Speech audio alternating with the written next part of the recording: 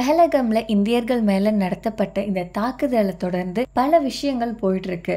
ஆனா இந்த தாக்குதலை நடத்தினதா கூறப்படுற அந்த தீவிரவாத கூட்டம் என்ன ஆச்சு, அவங்க எங்க இருக்காங்க, அவங்களுக்கு யார் அடைக்கலம் கொடுத்தாங்க அப்படின்ற விஷயத்த நமது இந்திய அரசாங்கம் துளாவிட்டு வராங்க.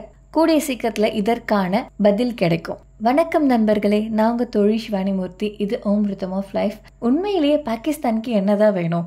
எதற்காக அவங்க சொந்த செலவுலேயே சூனியம் வச்சிட்டு இருக்காங்க? இங்கே நான் எந்த டெரரிசம் பற்றியும் பேச போகிறது கிடையாது. அதை தொடர்ந்து நடக்கக்கூடிய ஆக்டிவிட்டீஸை பற்றி பேச போகிறது கிடையாது. ஆனால் பஹலகாமில் நடந்த தாக்குதலை தொடர்ந்து பாகிஸ்தான் எடுத்த ஒவ்வொரு முடிவும் அவங்களுக்கே மிகப்பெரிய பிரச்சனையாக முடிஞ்சிட்ருக்கு. அதை பற்றி தான் நம்ம இந்த வீடியோவில் தெரிஞ்சுக்க போகிறோம். வாங்க தெரிஞ்சுக்கலாம். முதலாவது, பாகிஸ்தானை ஆட்சி பண்ணிட்டு இருக்கிறது யார்? அதாவது நம்ம இந்தியாவை எடுத்துக்கிட்டிங்கன்னா இந்தியாவில் டெமோக்ரஸி, அதாவது நம்மளுடைய பிரைம் மினிஸ்டர், பிரசிடெண்ட், இவங்க எல்லாருமே சேர்ந்து ஆட்சி பண்ணுறாங்க. இவங்களுடைய கட்டுப்பாட்டில் நம்மளுடைய ஆர்மி இருக்குது.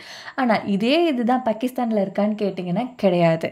பாகிஸ்தானோடைய முதல்வரான ஷா சபாஷ் ஷெரீஃப் இதற்கு முன்னாடி 3 தடவை பாகிஸ்தானுடைய பிரதமராக இருந்த நவாப் ஷெரீஃபோடைய தம்பி தான் இவர்.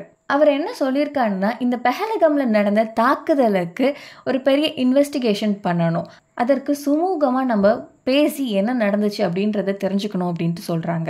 ஆனால் இதை இந்தியர்கள் எப்படி பார்க்குறாங்க அப்படின்ட்டு கேட்டிங்கன்னா வேஸ்ட் ஆஃப் டைம். அவங்களுக்கு ஆக்சுவலாக என்ன தான் வேணும், என்ன தான் பிரச்சனை போயிட்டுருக்கு? எல்லாருக்குமே தெரியும் பாகிஸ்தானில் நடக்கிறது இராணுவ ஆட்சி. அங்கே உள்ள இராணுவம் அவங்களுடைய அரசாங்கத்தை கேட்டு நடக்கிறது கிடையாது. அவங்க தன்னாட்சியாக நடந்துட்டு இருக்காங்க. அண்ட் அந்த நாட்டையும் அவங்க தான் கண்ட்ரோல் பண்ணிட்டு இருக்காங்க. இந்த நிலையில் அந்த இராணுவத்துடைய சீஃப் ஜெனரல் அசீம் முனீர் என்ன சொல்லியிருக்காரு தெரியுமா? அதாவது பஹலகாமில் நடக்கிற இந்த தாக்குதலுக்கு முன்னாடியே அவர் என்ன சொன்னாருன்னா, ஹிந்து முஸ்லீம் ஒரே நாட்டில் இருக்க முடியாது, அவங்களுக்கு உள்ளற பல வேறுபாடுகள் இருக்குது, அதனால 2 நாடுகளாக மட்டும்தான் அவங்களால இருக்க முடியும், அதுதான் கரெக்ட் அப்படின்ட்டு அவர் சொல்லியிருக்காரு. இதை தொடர்ந்து நடந்த இந்த பஹலகம் அட்டாக் ஒருவேளை இவருடைய இந்த வார்த்தைகளில் துளிர்த்தெழுந்ததா இருக்குமோ தெரியல. இண்டஸ் வாட்டர் ட்ரீட்டி, அதாவது 1960ஆம் ஆண்டு இந்தியாவும் பாகிஸ்தானும் சேர்ந்து எடுத்த இந்த முடிவு இப்போ தற்காலிக இடைநீக்கத்துல வந்து நிக்குது. இது எப்படி கண்டினியூ ஆகும் என்னன்னு தெரியல.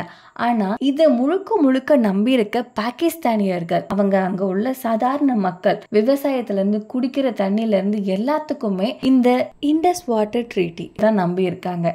இதை நிறுத்துறதால அவங்களுக்கு பெரும் இழப்பு ஏற்பட போகுது. பாகிஸ்தான் பண்ண ஒரு பெரிய தவறு என்ன அப்படின்னா, இந்தியாவோட உள்ள அத்தனை வர்த்தகத்தையும் அவங்க துண்டிச்சது தான். ஏன் அப்படின்ட்டு கேட்குறீங்களா? ஃபார் எக்ஸாம்பிள், முக்கியமான விஷயம் மருந்துக்கு தேவையான மூலப்பொருட்களை பாகிஸ்தான் 30-40% இந்தியாவில இருந்து தான் இறக்குமதி பண்ணுறாங்க. இப்படி இருக்கச்ச அவங்க எல்லா வர்த்தகத்தையும் தடை செஞ்சதில் இதுவும் இன்க்ளூட் ஆகுது. இதனால் அங்கே உள்ள சாதாரண மக்களுக்கு தேவையான அடிப்படை மருந்து கூட கிடைக்காம போகிறதுக்கான வாய்ப்பு ரொம்ப அதிகம். ஸோ எனக்கு ஒரு பதில் சொல்லுங்க, பாகிஸ்தானோடைய முதல் எதிரி இந்தியாவா அல்லது பாகிஸ்தானோடைய இராணுவமா? நாங்கள் தோழி சிவானிமூர்த்தி. இது ஓம் ரிதம் ஆஃப் லைஃப். நன்றி, வணக்கம், வாழ்க வளமுடன், ஜெய்ஹிந்த்.